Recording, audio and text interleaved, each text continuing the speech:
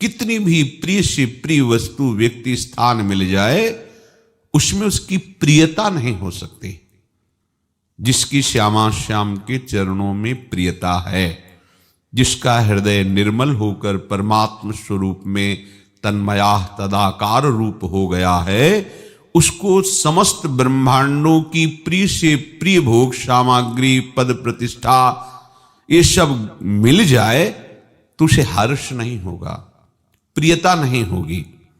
और नो दुजेत प्राप्य चा अप्रियम, अप्रिय विपत्ति, अपमान, निंदा, नाना प्रकार की अप्रियता उसको घेर ले तो उसको कोई शोक नहीं होगा, उसको कोई विकार नहीं होगा हृदय में। क्यों? क्योंकि स्थिर बुद्धि है। रसम मूढ़ो, स्थिर बुद्धि रसम मूढ़ो ब्रह्मविद ब्रह्मणि स्थितः, उसकी बुद्धि स्थिर हो चुकी है श्यामा श्याम के चरणों में, प्रभु में। इसलिए उसकी ऐसी स्थिति हो गई है क्योंकि अब वो ज्ञानवान हो चुका है। अब वो मूढ़ नहीं है, रसम मूढ़ हो, वो असम मूढ़ है। मूढ़ता नष्ट हो गई, अविद्या अज्ञान नष्ट हो गया। ब्रह्मविद ब्रह्मणि स्थितः, उस प्रभु को जान करके प्रभुमय होकर वो स्थित है। उपासक को जो अभी इस स्थिति को प्राप्त नहीं है, उसको प्रिय और अप्रिय दोनों में समानता लानी ही है।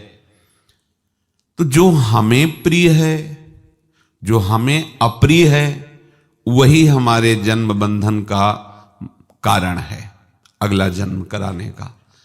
और यदि हम इसे प्रिया प्रीतम की तरफ ले जाएं, जितनी अपनी प्रियता है वो प्रिया प्रीतम की तरफ ले जाएं और प्रसाद रूप से उस प्रियता को स्वीकार करें, तो वही प्रियता जीवन मुक्त करने वाली बन जाएगी।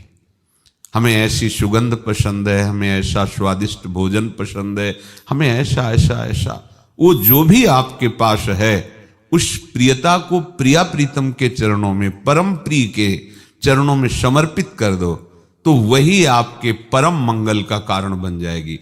और जब वो आपके प्रिय हो जाएंगे तो इस त्रिभुवन में अनंत ब्रह्मांडों में कुछ भी अप्रिय रह ही नहीं जाएगा, क्योंकि जिधर आपकी दृष्टि जाएगी वो प्रीतम ही नजर आएगा। तो अप्रिय की सत्ता ही नहीं है। और कोई भी कर्ण, कोई भी क्षण ऐसा नहीं जहां प्रीतम न विराजमान हो। हर क्षण प्रीतम हमारे सानिध्य में है, हम प्रीतम के सानिध्य में हैं। तो प्रिय अप्रिय का संबंध नहीं रह जाएगा, प्रियतम से प्रियता हो जाएगी। प्रीतम से प्रियता होने पर अप्रिय रह ही नहीं जाता है। आगे प्रभु कह रहे हैं, बाह्य स्पर्शे स्वशक्तात्मा विन्दत्यात्मनि यत् सुखम सा ब्रह्मयोग युक्तात्मा सुखमक्षय मश्नुते। बाह्य से स्पर्श करने वाली, बाह्य से भोगने वाली कोई भी वस्तु, कोई भी संबंध हृदय में किंचिन मात्र आसक्ति न प्रकट कर पावे, जित संग दोषा, उस उपासक के हृदय में सात्विक सुख प्रकाशित हो जाता है। वो उस परम सात्विक सुख को प्राप्त होता है जो किंचिन मात्र किसी बाह्य सुख को स्पर्श नहीं करता, अर्थात भोगता नहीं है।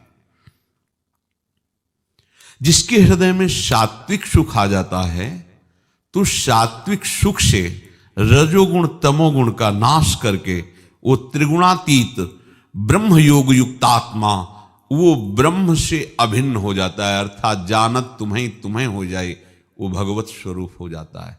उसमें और प्रभु में अब अंतर नहीं रह गया।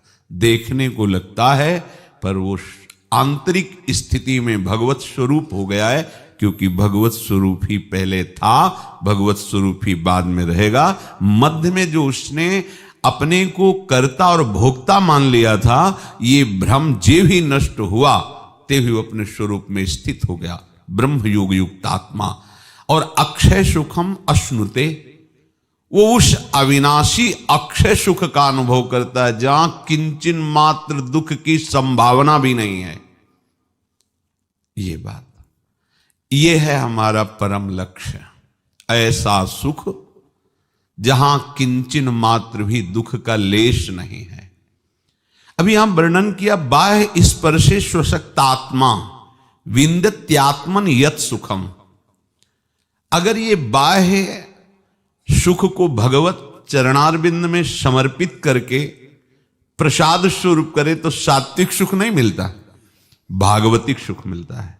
इसमें तो वर्णन है, बाह्य स्पर्श अर्थात प्रकृति की जितनी रचना जनित सुख है उनको उपासक भोगता नहीं है, तो उस उपासक के हृदय में सात्विक सुख की स्थिति आ जाती है और अपने प्रेम भाव में अपने प्यारी जी और प्यारे जी को दुलार करते हुए जो उनके उच्छिष्ट आदि से अपना जीवन पोषण, शरीर पोषण होता है, शरीर भी उनकी सेवा का पात्र है, तो उसके हृदय में सात्विक सुख नहीं, भागवतिक सुख, गुणातीत सुख प्रकट होता है। वो अपनी सत्ता खो बैठता है, प्रिया प्रीतम की सेवा का स्वरूप हो जाता है।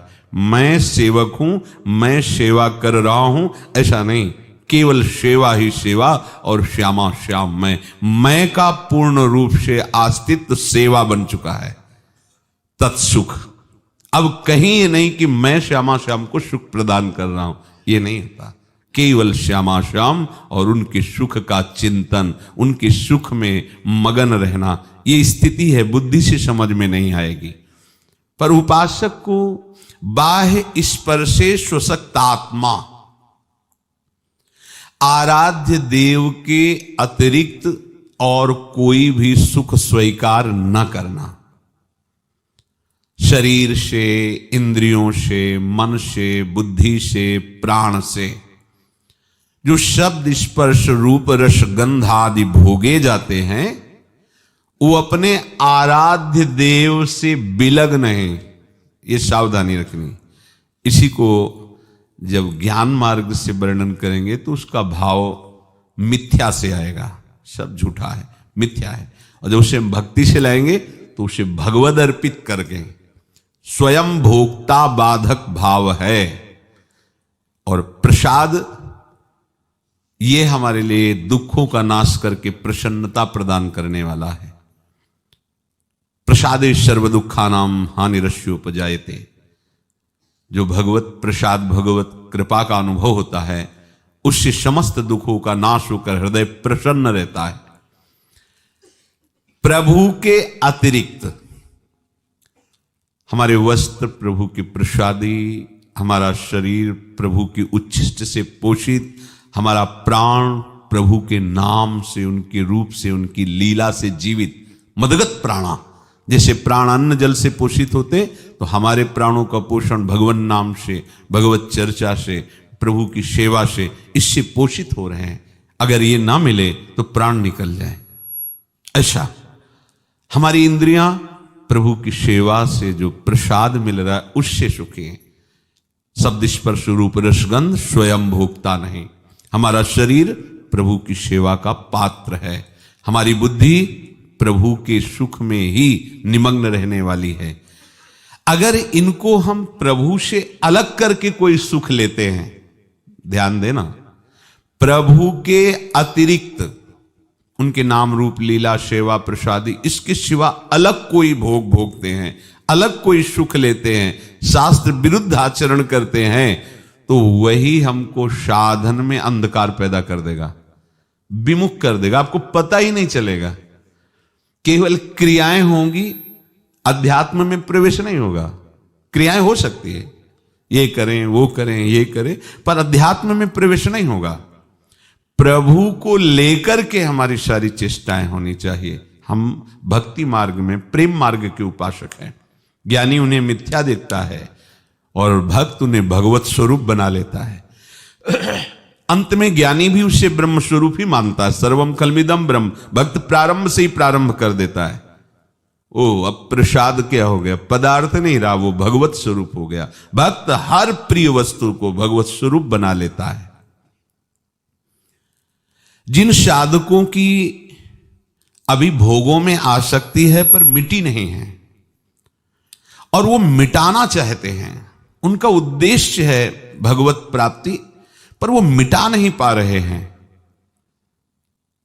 और अनन्य है अपने आराध्य देव को, तो ये मान लेना चाहिए कि उनकी गति वही होगी जो उस स्थिति को प्राप्त महापुरुष की होती है। क्यों? क्योंकि उनका उद्देश्य है उस आसक्ति को मिटाना। अंदर की बात है, बाहर की बात नहीं। बाहर से आप कुछ भी बोलो, अंदर बैठा हुआ न्यायाधीश आपका न्याय करेगा।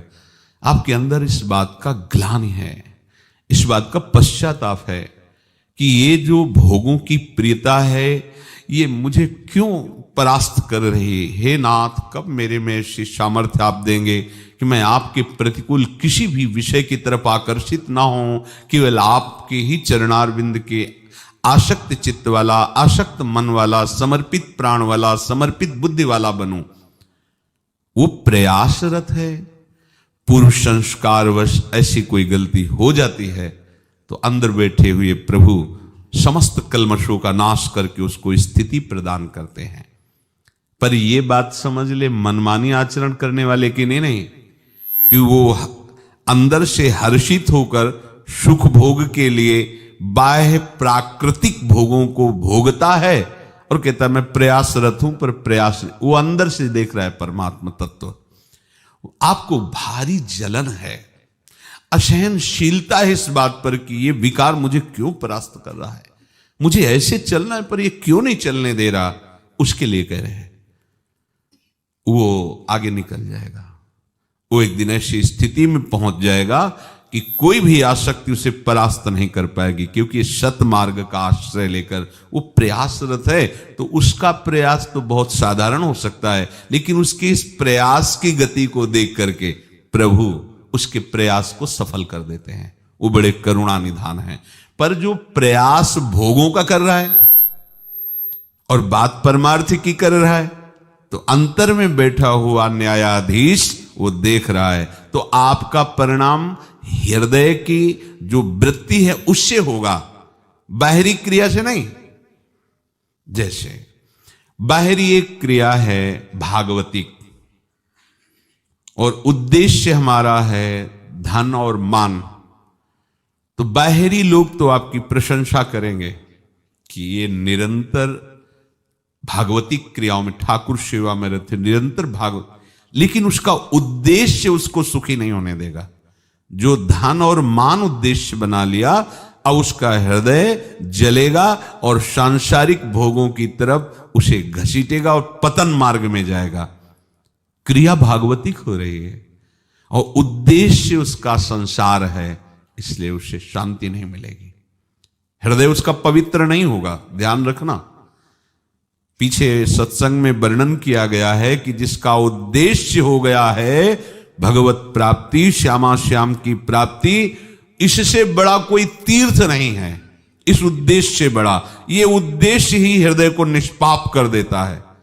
अब क्रियाएं सांसारिक भी हों, व्यवहार की, नौकरी, किसानी आदि आदि, हर समय वो क्रिया प्रगट रूप में भागवतिक नहीं दिखाई दे रही, पर उद्देश्य उसका भगवत प्राप्ति है, उद्देश्य परमात्मा प्रसन्नता है, भगवत समर्पण का है, तो उसको भगवत प्राप्ति ही होगी। वो महान भागवत है।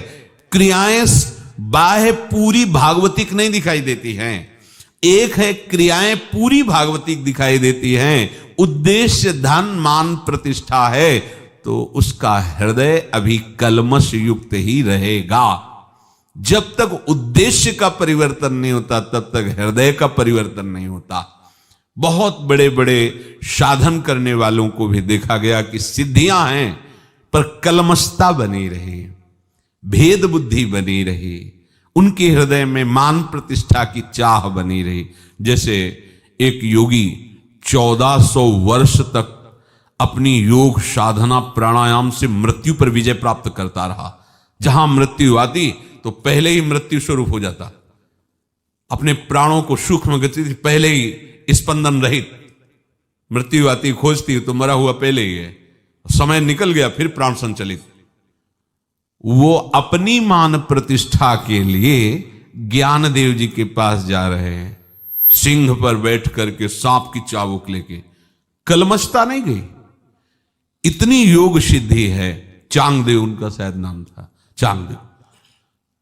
अब केवल भगवत तत्व में निष्ठित महापुरुष, जिनका उद्देश्य ही प्रभु स्वरूप है, जब उनसे कहा कि वो ऐसी ऐसी, तो समझ रहे को दिखाने के लिए आ रहे कि मैं बहुत बड़ा योगी हूं और जिसको चाहूं उसको वश में कर सकता हूं। तो जिस चबूतरे में बैठे थे, चबूतरे से कहा मिलने के लिए चलो, तो जड़ चबूतरा चल दिया।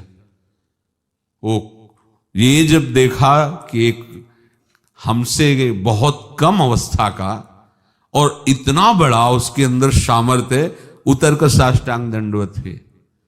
अभी परमार्थ के मार्ग में प्रवेश नहीं था, सिद्धियां हैं, योगी है, चमत्कार दिखा रहा है, लेकिन जो अध्यात्म का स्वरूप है अभी उसमें प्रवेश। तभी शिष्य बने, ज्ञानदेव जी के शिष्य बने, उन्होंने उपदेश करके उनको आत्मबोध कराया। तो उद्देश्य यदि आपका भगवत प्राप्ति नहीं बन पा रहा है तो उसमें कहीं ना कहीं किसी विषय की प्रियता है, कहीं ना कहीं धन में, मान में, भोगों में आपकी प्रियता है। भोगेश्वरी प्रसक्ता नाम तयापहृत चेतसाम व्यवसायत्मिका बुद्धि समाधो न विधीयते। वो परमात्म प्राप्ति का निश्चय ही नहीं कर सकती बुद्धि जिसने भोगों में सुख है ऐसा निश्चय किया है। जिन साधकों की आसक्ति मिटी नहीं है पर उनका उद्देश्य है भोगों की आसक्ति को मिटा करके भगवत प्राप्ति करना, तो मान लेना चाहिए कि वो आसक्ति रहित ही हैं, उनको वही गति मिलेगी। यह है भगवान की तरफ से दुलार। देख लो, ये प्रभु की तरफ से दुलार है। क्या? यद्यपि आसक्ति नहीं मिटी पर वो मिटाना चाहता है, तो प्रभु देख रहे हैं अंदर से, तो उसकी गति वही होगी। निराश होने की बात नहीं, पर इसमें आंतरिक बात, उद्देश्य देखना है। अगर उद्देश्य भोगों में सुख लेने का है तो बात अलग हो गई। उद्देश्य भगवत प्राप्ति है पर पूर्वाभ्यासवश या संस्कारवश वो उन आसक्तियों को नहीं मिटा पा रहा, पर मिटाने के लिए वो तत्पर है, तो उसे वही गति मिलेगी जो मिटने पर होती है। बस ये बात दिमाग में बैठालनी है। हमें उत्साह पूर्वक भोगों की तरफ नहीं जाना है। विवस्था से अगर कोई ऐसा हो जाता है तो सर्व सामर्थ्यशाली प्रभु हरि उसके हृदय में बैठ करके सब सुधार कर देते हैं। तो उपासक को मान लेना चाहिए कि आसक्ति रहित ही होगा। जिसके अंदर आसक्ति है उसकी बात कह रहे हैं। ये कितनी दुलार भरी बात प्रभु की है। कारण कि उसका उद्देश्य दृढ़ हो गया है प्रभु की प्राप्ति का, और जिसका उद्देश्य प्रभु की प्राप्ति हो जाती है तो आप जिम्मेवारी प्रभु की बन जाती है।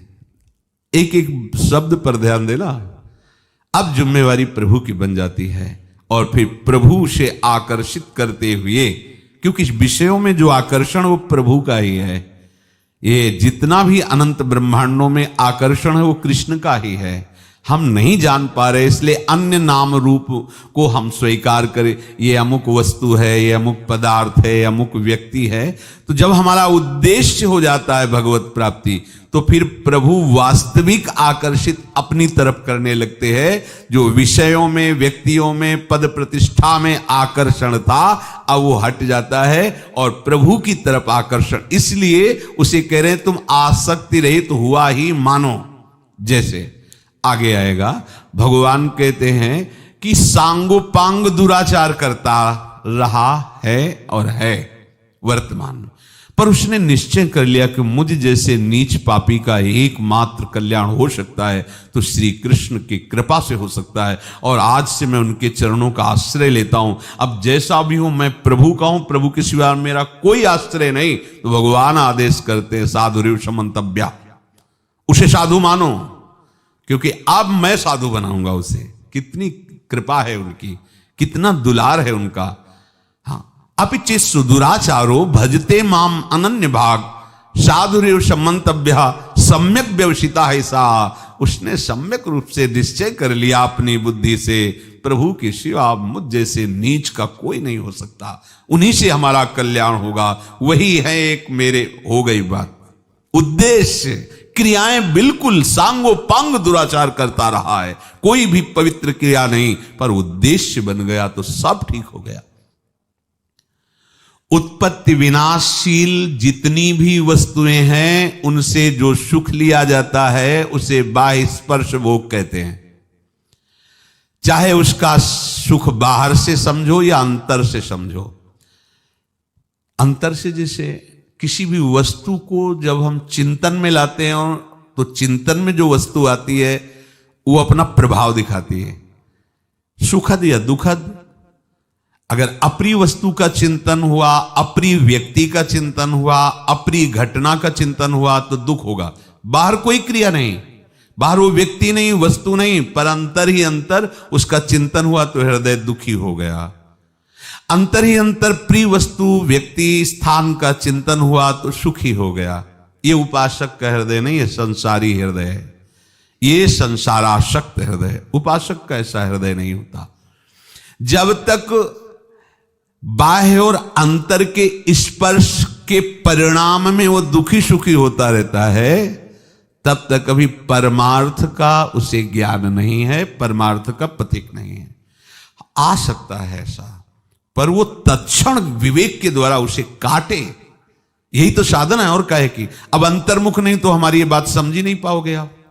बहिर्मुख हो तो ये बात पकड़ ही नहीं पाओगे कि काटा कैसे जा सकता है। विवेक के द्वारा तत्काल उसको काटो।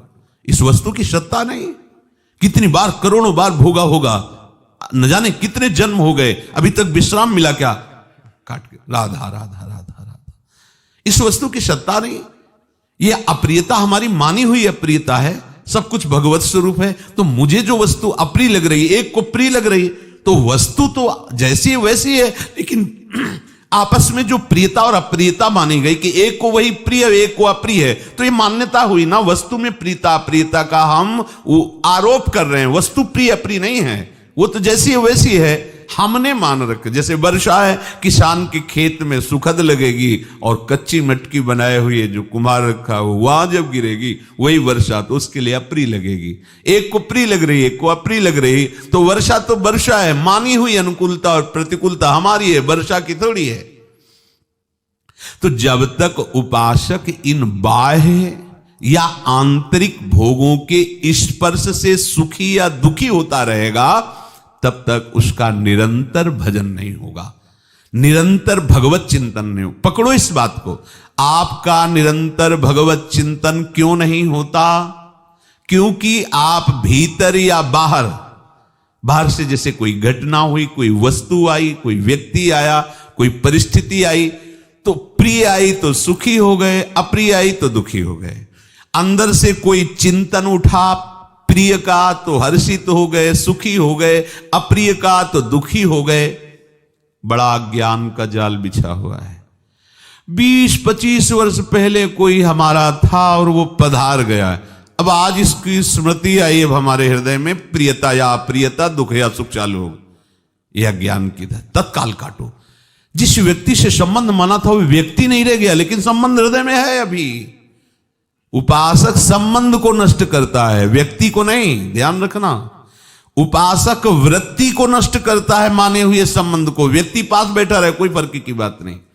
व्यक्ति 20-25 वर्ष पहले पधार गया, अपना कोई था, अब उसकी याद लेकर के 20-25 वर्ष बाद वो दुखी सुखी हो रहा है। कई वर्ष पहले किसी ने अपमान किया था, उसकी वृत्ति अब भी बनाए हुई है। व्यक्ति तो न जाने कहां है भी कि नहीं, लेकिन वृत्ति अभी सुरक्षित है। उसका चिंतन करके वो जलन महसूस करती है, चिंतन करके वो सुखी हो रही है। यही है संसारिकता, यही है बंधन, और यही हमें निरंतर भजन नहीं होने देता। पकड़ो इस बात को, अंतर की बात को पकड़ो। हमें उस विवेक के द्वारा वृत्ति का नाश करना है।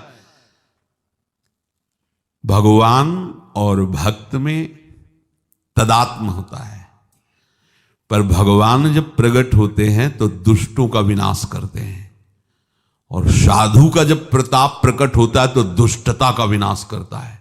व्यक्ति का नहीं, उसकी वृत्ति का, दुष्ट वृत्ति का विनाश करके उसके अंदर भागवतिक भाव प्रकट कर देता है।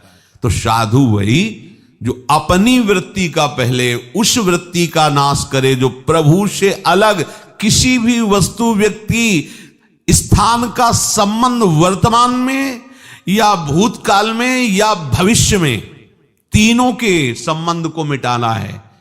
तीनों के, ये आगे चलकर हमको ये सुख देगा, आगे चलकर ये ऐसा विधान बनेगा कि हमारे यश बढ़ेंगे, कीर्ति होगी, ऐसा ऐसा, ये भविष्य का चिंतन करके वो वृत्ति तुम्हें सुख या दुख, ये आगे चलकर आदमी हमारे लिए कांटा बन सकता है, दुख दे सकता है, ऐसा ये उपासक का लक्षण नहीं है, ये संसारिकता का लक्षण है।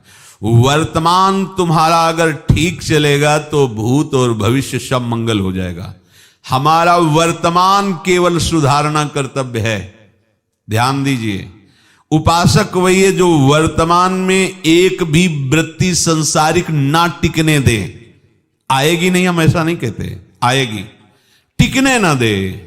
उपासक का कर्तव्य है कि आई हुई सुखद या दुखद संबंध जनित वृत्ति को टिकने न दे।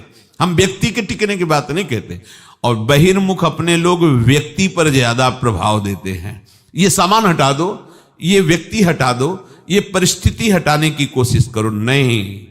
उपासक वृत्ति को हटाता है। वृत्ति हट गई तो उसके पास बैठे रहने पर भी न राग है न द्वेष है, और वृत्ति नहीं हटी तो वो करोड़ों कोस दूर है, पर हमारी वृत्ति छाती जलाएगी, हमारे हृदय में विकार पैदा करेगी, सुखद या दुखद, रागात्मक या द्वेषात्मक। साधक साधु अपनी वृत्ति संभालता है। वर्तमान में एक क्षण भी हमारा श्यामा श्याम से बिलग न जाए, केवल हमें इतना देखना है। 10 मिनट आगे क्या होगा नहीं सोचना, हमें यह देखना है हमारा ये सेकंड गया ना राधा, बस इतना देखना है। कोई परिश्रम की बात तो नहीं कह रहे। हम श्रम तब मानते हैं जब हम शाम तक के लिए सोचते हैं। कैसे शाम का शयन भोग होगा अपना, दोपहर का कैसे, हमें अभी देखना है, अभी वर्तमान हमारा चल रहा है, ये हमारा वर्तमान बिगड़ने ना पावे। राधा गया एक सेकंड मंगल में। अगर आप इसको संभाल लिए तो भूत और भविष्य इतना प्रकाशमय और आनंदमय होगा कि तुम्हें सोचने की जरूरत नहीं, और तुम उतना सोच ही नहीं सकते जितना आनंद आपके आसपास घेर लेगा आकर के। आनंद, भोग सामग्री नहीं कह रहे, आनंद में डूब जाओगे, आनंद के मध्य में आप किलोले करोगे। केवल आपको एक सेकंड संभालना है। कोई भी वर्तमान का क्षण आपका भगवत विस्मरण में ना जाए, बस काम बन गया, अपना जीत गए। हम इतना प्रपंच लाद लेते हैं। 20 वर्ष भजन करना है, हम कहते नहीं करना, 1 सेकंड भजन करना है। क्या ये जो अभी सेकंड चल रहा है, वर्तमान का प्रति सेकंड तुम्हारा नष्ट ना होने पावे, तुम महापुरुष बन जाओगे। कुछ तुम्हें नहीं करना है, सब कुछ होने लगेगा जिससे आपके अंदर भागवतिक महिमा प्रकाशित होगी, वो सब करा लेगा नाम। आप केवल वर्तमान को संभालिए, केवल अगला कदम ठीक से रखिए, बस।